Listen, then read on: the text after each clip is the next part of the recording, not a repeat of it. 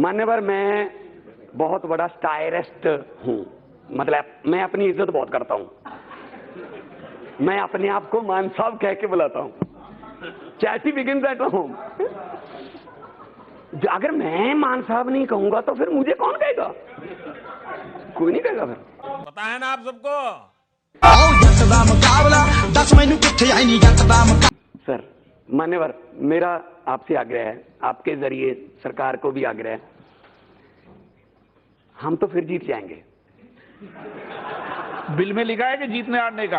हम जीत जाएंगे। फिर बिल में लिखा है कि जीतने हारने का? बस जीत जाएंगे सर। तो लेकिन इनको तो चुप करवाइए, इनसे दिल्ली चली गई इसलिए बस।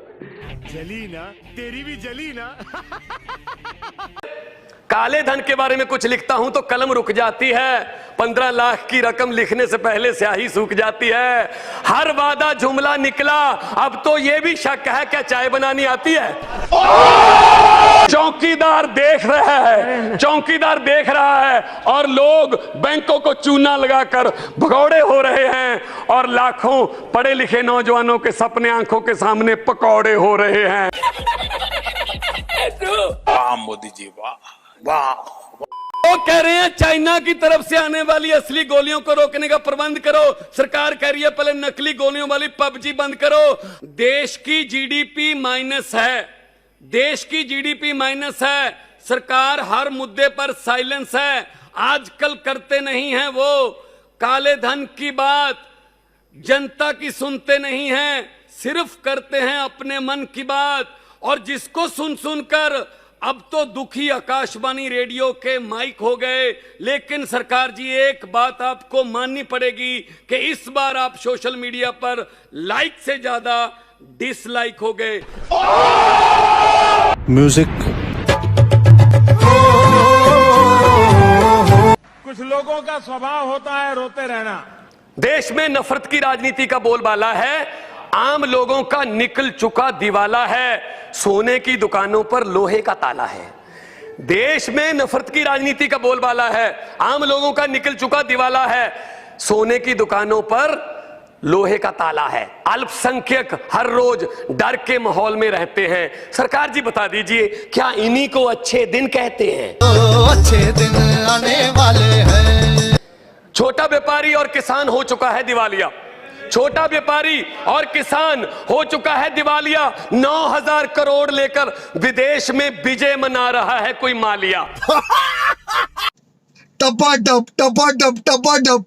मालूम ना। हर रोज बॉर्डर पार कर रहे हैं, हर रोज हमारे जांबाज जवान मर रहे हैं।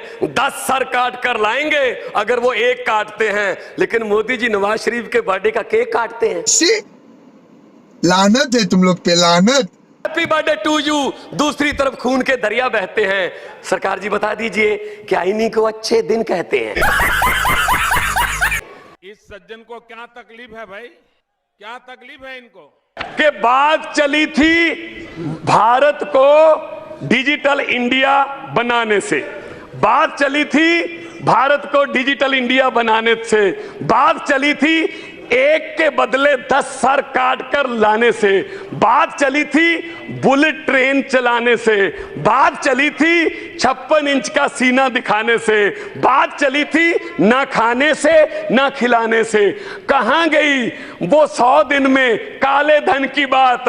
पिछले 4 साल से देश की जनता सुन रही है सिर्फ रेडियो पर मन की बात। हाँ, हंसता हूं मैं, इनके सोच पे तरसता हूं मैं, हिप हॉप का मॉनसून का बादल हूं। नाम पर वोट मांगे गए बुलेट ट्रेन के नाम पर, लेकिन डिबेट किस बात पे हो रही है? आप ये खा नहीं सकते, आप ये गा नहीं सकते, आप ये पहन नहीं सकते।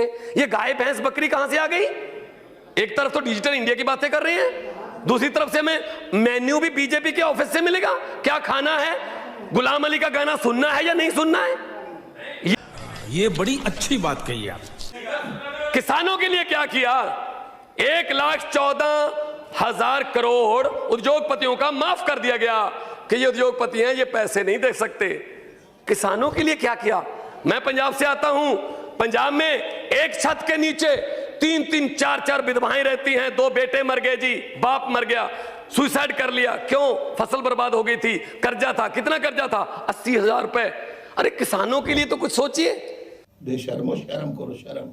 डूब के मर जा रे चुल्लू भर पानी में। डिजिटल इंडिया बोलकर नई उम्मीद जगा दी देश के नौजवानों में और देश को उलझा रखा है खिलजियों, शाहजहां और टीपू सुल्तानों में। और सरकार की योजनाओं का लाभ व्यक्ति कुछ खास ले रहे हैं, सन्यासी व्यापार कर रहे हैं, व्यापारी सन्यास ले रहे हैं। आप प्रधानमंत्री मोदी जी जहां भी जाने वाले हैं, लोग उनसे यही सवाल उठाने वाले हैं कि बताइए मोदी जी, अच्छे दिन कब आने वाला? आँख बंद नाक बंद, खोटा खोटा बात बंद, बनना है तो बाप बंद। और प्रधानमंत्री जी जाते हैं आरएसएस के एक फंक्शन में, वहां कहा जाता है कि ये बहुत ही सच्चे संघ सेवक हैं। और वही आरएसएस का दफ्तर है जिसमें 52 साल से नागपुर में तिरंगा झंडा नहीं फहराया गया। ये जो देशभक्ति के सर्टिफिकेट बांट रहे हैं ना, ये देशभक्ति के जो हमें अब देशभक्ति के सर्टिफिकेट बांट रहे हैं, इन्होंने तिरंगा नहीं फहराया था 52 साल तक। क्यों? शर्म है? कुछ शर्म आया है? तुम चुल्लू भर पानी में जाके डूब के मर जाओ, क्योंकि नीयत में खोट साफ नजर आता है। नफरत की राजनीति फैलाने वालों से कि कौम को कबीलों में मत बांटिए, कौम को कबीलों में मत बांटिए, लंबे सफर को मीलों में मत बांटिए। एक बहता दरिया है मेरा भारत देश, इसको नदियों और झीलों में मत बांटिए। बहुत बहुत शुक्रिया जी।